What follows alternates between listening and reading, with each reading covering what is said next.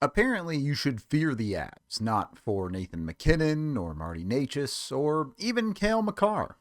No, apparently you should fear Brock Nelson. Oh, Avs win 4-1 over the Toronto Maple Leafs. I would be lying if I said there weren't significant portions of this game that were very similar to some of the recent games that the Avs lost. They dominated portions of this game. They made some of the same defensive mistakes that they did the other day against Philly. There are two major differences here. For the Avs, the puck went in the net, and importantly, their pucks went in the net before Toronto could get a puck in the net, and that's the second part.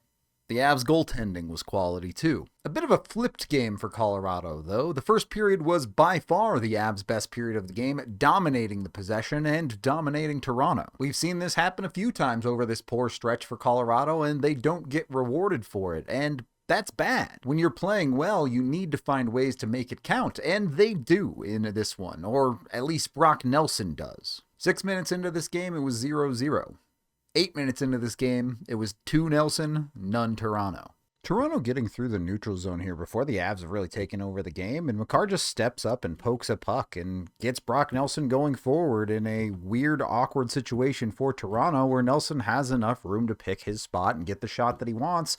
And not only does he beat Woll clean, he breaks the camera because the shot is so firm. An offensive zone possession for the Avs' second line is extended here because the Avs are the one getting to pucks. Bouncing pucks don't connect for Toronto, and it's the Avs being in position to be able to play those pucks. They eventually get it down deep, and you see Toronto's defense kind of freeze. Lecky's given space behind the net to do what he wants as Nelson creeps deep into the zone here, and then Woll just gets kind of fooled. He's expecting Lecky to come out with the puck, and Lecky's actually dishing it back across the back of the net to Nelson's stick. Nelson does a good job to get this off quickly, so Woll is caught by surprise, and it's in the back of the net.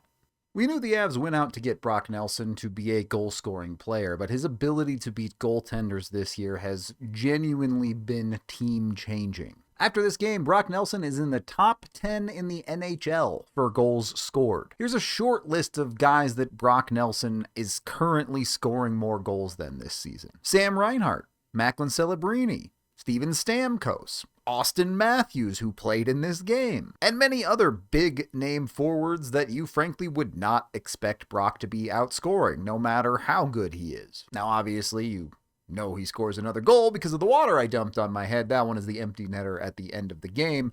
But Nelson is on a ridiculous career-high pace. Not that he hasn't been a really good goal scorer for his entire career, multiple 30-goal seasons, but he's on pace for well over 40 this season now. When it comes down to it, it's your superstars that are going to have to get you to the promised land, but random games in January, sometimes when you're struggling through a portion of the regular season that it feels like all of the top teams are muddling through, you need a guy like Brock Nelson to step up and get that job done. Now, it's nice that he has good pieces around him, that second goal especially, a lot of good work from the wingers of that second line, and the Avs have built a system where Brock Nelson can be wildly successful. But that's give from both sides. It's clicking exactly the way everyone hoped. Long enough that you feel confident that this is, while he may be shooting higher percentage-wise than is sustainable, something that is just a good fit. It was hard for me to tell in the second period. On the one hand, it felt like the Avs got a little bit cruisy at times. On the other hand, it felt like it was Toronto pushing and the Avs doing a decent job of weathering that storm.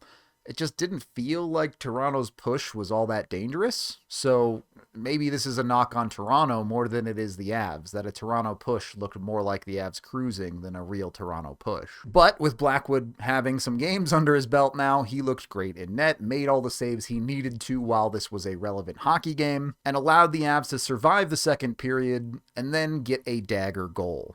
You play hard to the end of the period. Toronto has nothing to show for the second. The Avs get possession with 1:15 left, and they get up the ice nicely with their depth. This is their third line at this point with how they're balanced, and Parker Kelly is the one to get them over the line as Toronto never really threatens the puck here. Kelly then drives the net, creating space for Drury. Toronto gets lost in their defense, and that allows Drury to walk in, and even he beats Woll clean. Man, center depth is so nice, isn't it? All 4 goals scored by a center, 3 of those Brock Nelson, obviously, but Jack Drury to be the guy to get off a little bit of a, I don't want to call it a slump, it just feels like he's had too many good opportunities that haven't gone in the back of the net for him. All right, I looked it up and he actually hadn't scored in 10 games, so calling that a goal-scoring slump is fair. And this setup from the Avs has created 2 major things. One, goalies are allowed to have bad nights against the Avs, and not just, the blow-up 8-2 loss, just a regular, normal bad kind of night. But 2, look at how much easier it was for Colorado to play this game from ahead. We know they have this goal-scoring ability. That loss that everyone feels horrible about the third period against Philly more so stems from the Avs having to chase that game. Down 2-0 after the first. You score 3 goals, but you're not leading the game at the end of it.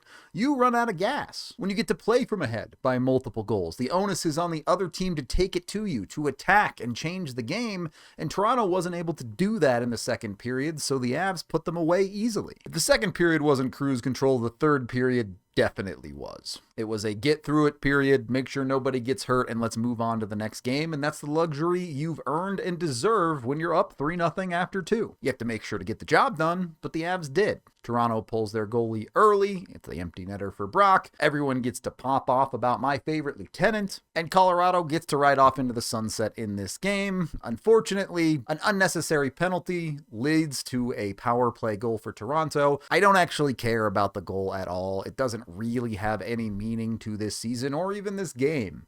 You just wanted to see Blackwood get rewarded for what was a very good game from him. Thank you, Avs, for making this game simple and not harder than it had to be. Life has been hard enough lately. I don't need any more of that from you. And apologies to anyone who waits for my reviews. I know I missed the last one. Unfortunately, I'm dealing with personal stuff as my dad did pass away recently.